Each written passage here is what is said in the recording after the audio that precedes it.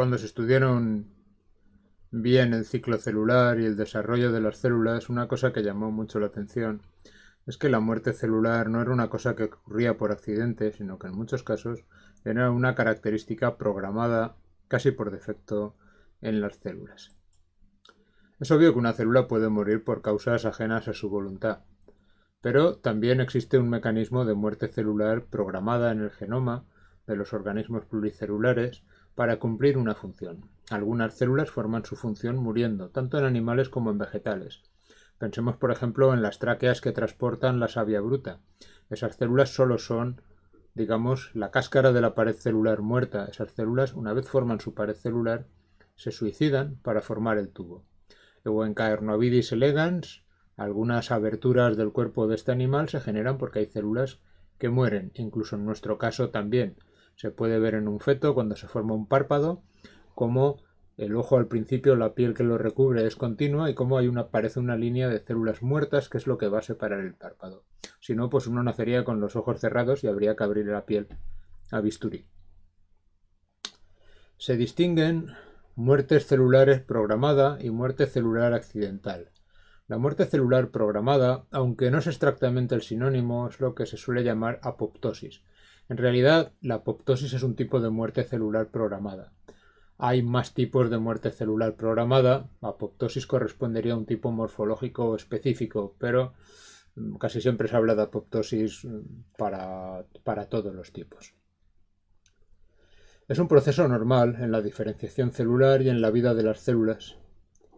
Y en principio todas las células poseen este mecanismo, y si se escaparan de este mecanismo, pues podría ser un problema. El mecanismo está activo en todas y debe bloquearse continuamente mediante factores que esa célula recibe si realiza su función correctamente. Si lo pensáis, esto es un problema a la hora de cultivar células, porque muchas células cuando intentamos cultivarlas van a morir, y no porque estén mal cuidadas, sino porque por defecto van a entrar en apoptosis.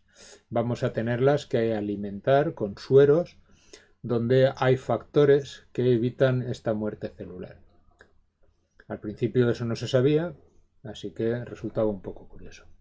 En cambio, es obvio que una célula pues, puede morir porque le falta el oxígeno, porque le falta la glucosa, porque le damos por un martillo. Bueno, si le damos con un martillo, pues no entraríamos en ningún fenómeno, pero si muere por otros tipos, por fallo energético o demás, la célula muere con una morfología distinta, muere a su pesar, muere porque no puede continuar realizando su función de homeostasis, y entonces hablaríamos de necrosis. Las características en el tejido son distintas. La apoptosis va a constituir una muerte bastante limpia, la necrosis no necesariamente. Si estudiamos las diferencias entre un proceso y otro, entre una célula que muere por apoptosis y una célula que no, en la necrosis, en la muerte no programada, lo que va a ocurrir es que al fallar la producción de energía, por lo que sea, pues lo que va a ocurrir es que la célula se va a hinchar por ósmosis y se va a romper. Eso va a generar una inflamación en el tejido y van a acudir allí células de defensa para la limpieza.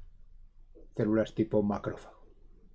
La apoptosis, en cambio, es una muerte programada que está regulada por unas enzimas especiales que se denominan caspasas. Un paso que se considera un paso de no retorno en las cascadas que llevan a la apoptosis es la liberación del citocromo C, que, como sabéis, se encuentra en el espacio intermembrana de la mitocondria. Eso representaría un poco que ya se ha dañado el mecanismo de generación de energía y de las mitocondrias y se postularía que es un punto de no retorno. Es cierto que hay algunos organismos pluricelulares que no tienen este paso, pero bueno, en organismos superiores parece bastante claro que es un paso importante. Otra cosa interesante que ocurre durante la apoptosis es el flipping de los fosfolípidos, que va a hacer que se mezclen fosfolípidos de la cara citoplasmática y extracitoplasmática. En la cara extracitoplasmática, esto va a hacer que la superficie de la célula tenga fosfolípidos que nunca están presentes allí. Y un poco lo que les dice a las células vecinas es: esta célula ha entrado en apoptosis, puede ser fagocitada. El ADN se va a condensar y va a ser degradado por endonucleasas que cortan entre los nucleosomas, y la célula va a romper su citoesqueleto y se va a convertir en pequeñas vesículas que se denominan cuerpos apoptóticos, que contienen fragmentos de orgánulos no muy alterados y también restos del núcleo que se ha convertido en pequeñas bolitas condensadas. Estos cuerpos apoptóticos pequeños que presentan flipping son eliminados rápidamente por las células vecinas. También pueden participar macrófagos, pero también las células iguales que ellas del lado. Y es un proceso muy rápido y muy limpio. Prácticamente no lo vemos. Pensamos, por ejemplo, en el intestino delgado, donde este proceso está ocurriendo continuamente y resulta difícil verlo, porque en cuestión de minutos una célula desaparece y se las comen las del lado y realmente no te das cuenta de que en realidad todas estas células tienen una vida muy corta y duran solo unos pocos días. La apoptosis propiamente dicha, apoptein en griego, hace referencia al proceso de la caída de los pétalos. En realidad debería ser una cuestión de morfología. Por eso cuando una célula no muere con esta morfología, aunque sea muerte programada y también haya caspasas implicadas, estrictamente hablando no deberíamos hablar de apoptosis, aunque honestamente casi todo el mundo lo llama apoptosis también. La morfología de la célula cambia sobre todo porque la cromatina, que pasa de tener un aspecto normal a un aspecto formando como una especie de blebs condensados debajo de la membrana, que luego se van a separar en distintos fragmentos. La mayoría de los orgánulos no cambian mucho, el citoesqueleto sí que se destruye, el citoplasma se condensa, la célula se hace más pequeña, no más grande como ocurría con una célula cuando muere por necrosis, y finalmente pues los fragmentos que se van separando de ese cuerpo central que constituyen los cuerpos apoptóticos son capturados por células vecinas, son fagocitados, llevados a lisosomas y desaparecen rápidamente. Las cascadas de proteínas que forman estos mecanismos son un poco especiales, porque a diferencia de otras cascadas de mensajeros, estas cascadas actúan por rompiendo pedazos de las siguientes proteínas. Y además lo hacen en determinadas zonas particulares. Son proteasas, por lo tanto, que sus características son proteasas cisteína y aspartico. De eso viene la abreviatura de caspasa. Muchas de ellas simplemente transmiten la señal. Es como una cascada donde se activa una, esa pasa a otra, esa pasa a otra y esa pasa a otra. Pero finalmente las últimas caspasas de esas secuencias, la caspasa 9 y la caspasa 3, depende del mecanismo, estas no solo cortan otras caspasas, estas ya empiezan a cortar la célula y son las que hacen que la célula se destruya. Así que tendríamos unas caspasas iniciadoras y unas caspasas efectoras. Mientras estamos en las iniciadoras, en esa cascada inicial, el proceso se puede detener y se puede regular. Obviamente cuando llegamos a las finales, pues ya no. En cada célula, dependiendo de su programa especial de muerte programada, porque hay varios tipos, las caspasas ya están presentes de origen como proenzimas y es la cascada las que las va convirtiendo en la caspasa activa. Habría, por lo tanto, que distinguir entre caspasas activas y pasivas. Por ejemplo, si quisiéramos ver que en una célula hay muerte programada, no nos valdría con hacer una inmunocitoquímica para caspasa 9, sino que tendríamos que hacerlo para la forma activa de la caspasa 9, ya que caspasa 9 estaría allí presente por defecto. Observar cómo varía de unas 200 muertes celulares, cómo es diferente la actividad de las caspasas y cómo es diferente también la rotura del núcleo en un caso y en otro. Hay dos maneras de que una célula entre en apoptosis. Hay unas vías intrínsecas, porque a la célula le falta algún factor, lo que al final parece llevar a la liberación del citocromo C, que a su vez va a activar la caspasa hasta la procaspasa 9, que se convierte en caspasa activa y empiezan a romperse cosas. Pero muchas otras células pueden entrar en apoptosis desde el exterior. Si reciben una señal en el exterior es como si tuvieran un botón de autodestrucción y si reciben esta señal se ensambla la maquinaria de las caspasas y esto lleva a que la célula muera por apoptosis. Esto es interesante, por ejemplo, en los linfocitos tipo natural killer que controlan si hay células infectadas por virus o que les pasa algo anómalo.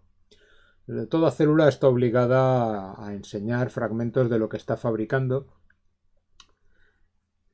Hay unos complejos de histocompatibilidad en cada célula y parte de las proteínas que se forman en el retículo y en el Golgi se trocean y se enseñan con estos fragmentos. Eso quiere decir que en el exterior se puede controlar desde el exterior si una célula está fabricando aquello que debe o no. Si no está fabricando aquello que debe, hay células que pueden destruirlas. Hay linfocitos que pueden destruirlas. Esos linfocitos asesinos, killer, cuando reconocen que la célula debe ser destruida, son capaces de activar en esa célula el mecanismo de apoptosis y eliminarla. Así se pueden eliminar células que han sido infectadas por virus. Esta vía de activación, como veis, no es intrínseca, sino que es desde el exterior.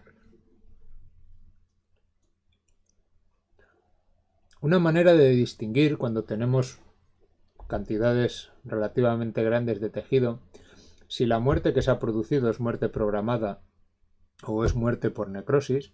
Pensemos, por ejemplo, en un infarto cerebral. En un infarto cerebral no llega suficientemente sangre a una zona del cerebro, habría células que morirían por necrosis. Parece lógico que la lesión sea por necrosis, pero sorprendentemente no. En los días posteriores o en las horas posteriores a la lesión, además de las células que mueren por necrosis, hay células que mueren por apoptosis.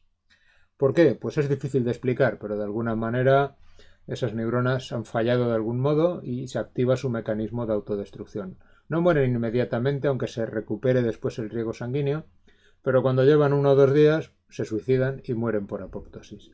¿Cómo podríamos distinguir si la muerte que estamos viendo es por necrosis o por apoptosis? En ambos casos, la degradación del ADN es diferente.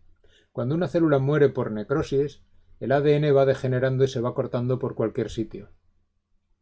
Los fragmentos que tenemos pueden ser de cualquier longitud. Así que cuando corremos el ADN en un gel nos va a salir un blotting, una mancha continua.